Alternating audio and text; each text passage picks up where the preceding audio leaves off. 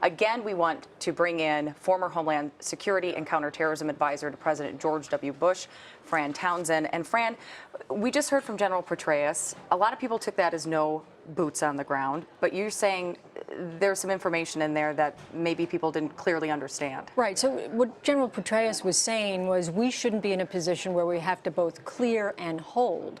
And I don't disagree with that. I think it does take some American boots on the ground, advisors and trainers, but I think what you want to have is a hold force that's Arab. Look, our Gulf Arab allies have a real stake in this game.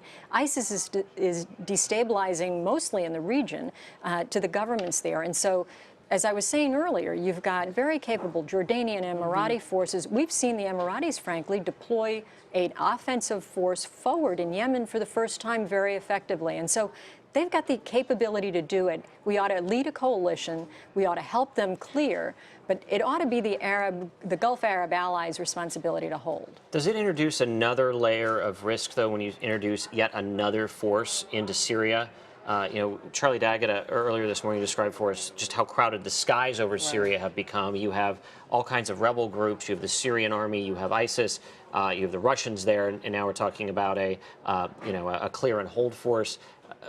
How does that raise just the danger level of shooting at the wrong people? Yeah, look, you need a coalition. Today's the overnight tragedy of the shoot-down of the Russian plane by the Turks is a fine example, right? Americans and Russians have been deconflicting in the air. We hardly have a cooperative relationship in Syria right now, but at least they're deconflicting. And that was not the case with the Russians and the Turks. And so what that underscores is the real importance, whether you're talking about land or air, you need a coalition force that can deconflict so you don't have these sorts of tragedies and you're shooting at the right people. We are awaiting that press conference from President Obama and President Hollande. Obviously, they're going to try to tackle ISIS in some way, to come up with some type of resolution there. We have all these travel alerts out and different alerts about potential terrorist attacks here on the homeland. We're in the holiday season. What do you think needs to be done?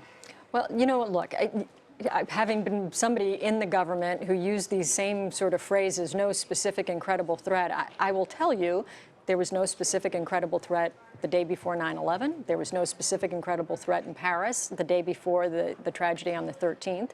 And so the language isn't horribly sort of enlightening nor reassuring. There's no question, not only have we seen the threat alerts here in the United States, we saw last night the State Department put out a worldwide terror threat warning and travel warning for the next 3 months. I think what that tells us is that we're going to go through a period, we ought to expect a protracted violence and instability. And people are going to have to make judgments. Is that travel necessary? Do I want to travel there? How do I feel about the security screening when I go through that airport?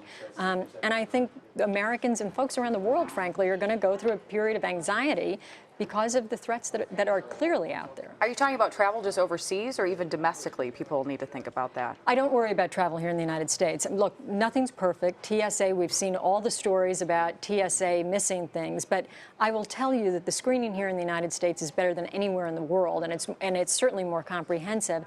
And so I don't worry about it here. I think I think about it more when I'm traveling overseas.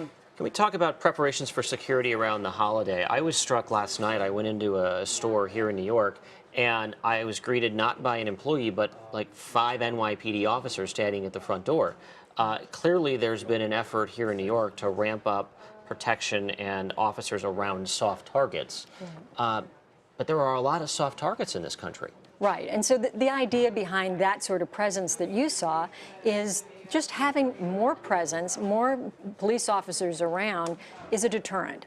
They can't be everywhere, but the fact is the bad guys don't know where they will be, and they may be in a place, and so that they have to worry about getting caught. I'll tell you, I was traveling through the airport, and I saw armed National Guard troops at the airport, just sort of standing there doing a patrol, watching people as they entered before they went through screening. People ought to find those things reassuring, not anxiety-producing, right? They're there to spot and protect something that you may not even notice. And so I think we ought to expect we're going to see more police presence, more military presence, especially when we're traveling.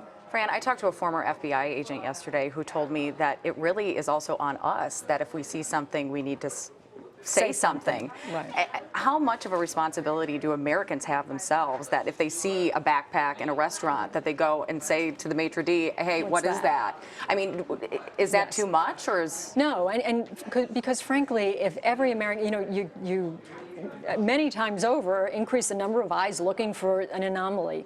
And so it's not too much. I'll tell you, law enforcement typically after an event gets inundated with these sorts of things, most of which turn out not to be something. Right. But it's okay, right? It's okay, and people ought to have the courage just to ask the question and bring it to people's attention.